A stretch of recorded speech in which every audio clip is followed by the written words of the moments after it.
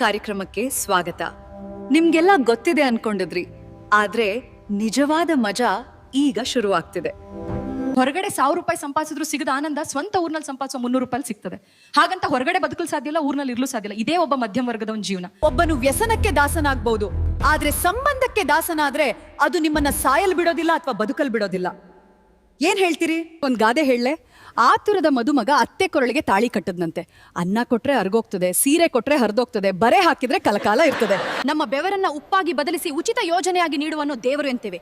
ನಮ್ಮ ಬದುಕುಗಳಿಗಾಗಿ ಹೋರಾಡುವವನ್ನ, ನಮ್ಮ ಹಕ್ಕುಗಳ ಬಗ್ಗೆ ಪ್ರಶ್ನಿಸುವನು ದೇಶದ್ರೋಹಿ ಎಂದು ಕರಿತೇವೆ. ಹುಲಿಯಂತ ಗಂಡಸು ಕೂಡ ಹೆಂಡತಿಯ ಮುಂದೆ ಕುರಿಯಾಗಲೇಬೇಕು. ಇದು ಭಯದಿಂದಲ್ಲ, ಆ ಸಂಬಂಧದ ಮೇಲಿರುವ ಪ್ರೀತಿ ಮತ್ತು ಗೌರವದಿಂದ. ಹೆಣ್ಣಿನ ಮನಸ್ಸನ್ನ ಅರ್ಥ ಮಾಡಿಕೊಳ್ಳುವ ಮನಸ್ಸಿದ್ರೆ ಕಣ್ಣೀರಿನ ಹನಿಯಲ್ಲಿಯೂ ಪ್ರೀತಿ ಕಾಣಿಸ್ತದೆ. ಆದ್ರೆ ಅರ್ಥ ಮಾಡಿಕೊಳ್ಳುವ ತಾಳ್ಮೆ ಇಲ್ಲದಿದ್ದಾಗ ಈ ಫನ್ ಹೌಸ್ ನಿಜವಾಗಿಯೂ ತಮಾಷೆ ಆಗಿದೆ, ಆದ್ರೆ ನನ್ನ ಸೀರೆ ಹೆಚ್ಚು ವರ್ಣರಂಜಿತವಾಗಿದೆ.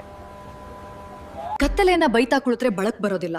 ಉರಿಯುವ ಸೂರ್ಯನತ್ತೆ ಪ್ರಕಾಶಿಸ್ಬೇಕಂದ್ರೆ ಮೊದಲು ಆ ಸೂರ್ಯನತ್ತೆ ಸುಡೋದನ್ನು ಕಲಿಬೇಕು. ನಿನ್ನ ಕಷ್ಟವೇ ನಿನಗೆ ಗುರುತನ್ನ ನೀಡ್ತದೆ. ನಿನ್ನ ಪರಿಸ್ಥಿತಿ ಸರಿ ಇಲ್ಲವೆಂದು ಬೇಸರವಾಗ್ತಾ ಇದೆಯೇ? ಎಲ್ಲರೂ ನಿನ್ನ ಕೈ ಬಿಟ್ರೆಂದು ಅಳ್ತಿದ್ಯಾ? ನೀನ್ ಬಿದ್ದೆ ಅಂದ್ರೆ ಅರ್ಥ ಸೋತೆ ಎಂದಲ್ಲ, ಇನ್ನು ಬಲವಾಗಿ ಮೇಲೆ ಏಳ್ಲಿದ್ಯಾ ಎಂದು. ಖಾದಿ ಬಟ್ಟೆ ಧರಿಸಿದವರನ್ನ, ದೋಚುವವರನ್ನು ನಾವು ರಾಜ ಎಂದು ಕರಿತೀವಿ. ನಾವು ಕಾರ್ಯಕರ್ತರಂತೆ ಬದಲಾಗಿ ಅವರ ಪಲ್ಲಕ್ಕಿಯನ್ನು